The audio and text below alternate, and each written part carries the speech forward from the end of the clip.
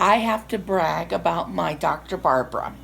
She gave me a thing at night to sleep in, a snore guard, I think it's called.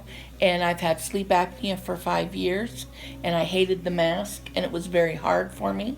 But she got me this, and it's a device you put in your mouth, and it helped me tremendous. I don't have to have that big thing on my face.